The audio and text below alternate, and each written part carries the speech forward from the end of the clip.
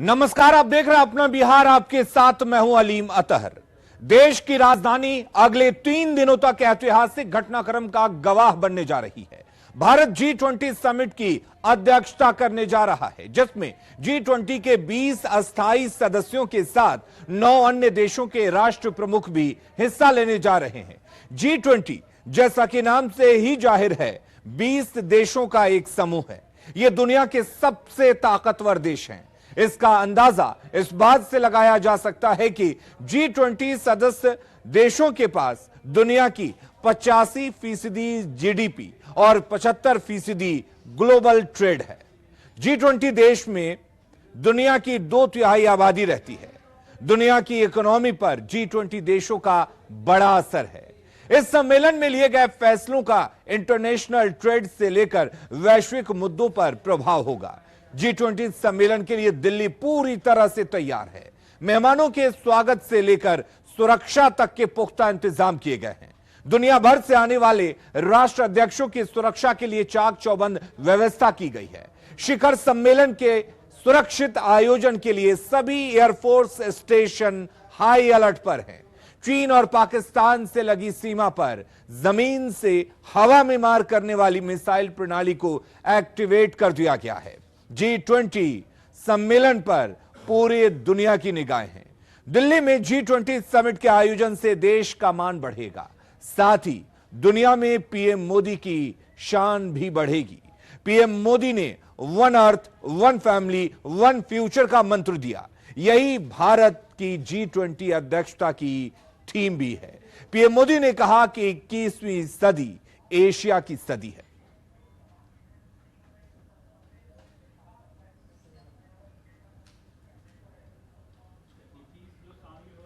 और इस बीच एक बड़ी खबर पटना से है। सीएम G20 के भोज में शामिल होंगे। सीएम नीतीश कुमार 9 सितंबर को दिल्ली जाएंगे। राष्ट्रपति की ओर से भोज का आयोजन किया गया है। सभी राज्यों को सीएम को न्योता दिया गया है और यह न्योता मुख्यमंत्री नीतीश कुमार को भी मिला है, जिसमें शामिल होने के लिए 9 सितंबर को सीएम नीतीश कुमार दिल्ली जाएंगे।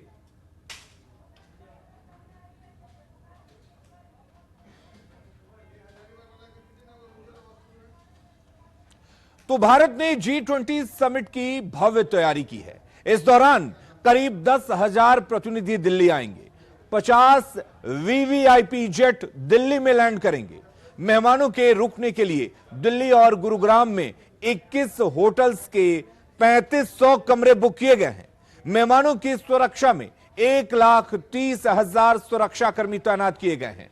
दिल्ली पुलिस के 80,000 जवान ड्यूटी पर तैनात हैं, जबकि ट्रैफिक के लिए 10,000 जवानों की तैनाती की गई है।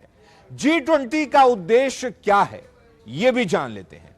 G20 का मकसद आर्थिक सहयोग और वित्तीय स्थिरता लाना है। व्यापार, जलवायु परिवर्तन की समस्या को हल करना है। सतत विकास, स्वास्थ्य, कृषि और भ्रष्टाचार पर एजेंडा बनाना है। और G20 खास क्यों है, यह भी समझ लीजिए।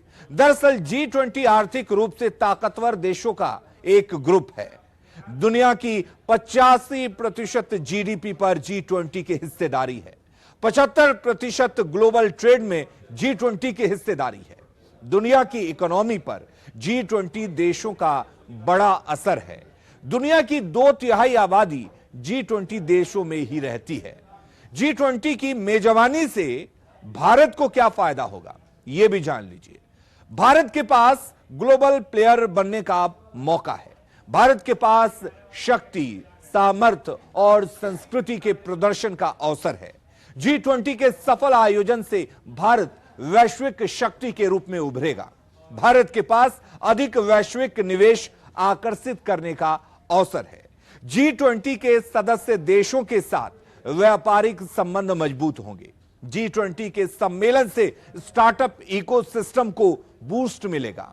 आयुर्वेद जैसे परंपरागत मेडिसिनल सिस्टम को बढ़ावा मिलेगा। योग जैसी जीवन पद्धति का दुनिया भर में प्रचार प्रसार होगा और भारत की सभ्यता और संस्कृति से दुनिया अवगत होगी। और G20 के इस बैठक से पीएम मोदी की शान भी काफी बढ़ी है। G20 के आयोजन पर भारत ने बड़ा निवेश किया है। मकसद भारत की छवि को बेहतर करना है। मोदी सरकार अपनी छवि को लेकर काफी सजग है। पीएम मोदी वैश्विक नेता के तौर पर उभरे हैं, खुद को वैश्विक नेता के रूप में स्थापित भी किया है। G20 से पीएम मोदी की शान बढ़ेगी, आर्थिक मोर्चे पर भारत की ताकत बढ़ रही है, लेकिन रोजगार अब भी भारत की बड़ी चुनौती है और G20 से भारत में वैश्विक निवेश बढ़ेगा और इसी निवेश से रोजगार के अवसर भी बढ़ेंगे। मोदी की बेहतर छवि विपक्ष के लिए परेशानी बनती जा रही है। ज्यों-ज्यों मोदी की छवि बेहतर होगी, वैसे वैसे विपक्ष परेशान होगा। तो G20 की बैठक में पीएम मोदी की शान बढ़ रही है, जिससे विपक्ष की परेशानी बढ़ती दिख रही है। विपक्ष के नेताओं को पीछे छूटने का डर सता रहा है। बहुत बड़ी बात है हमारे देश के लिए।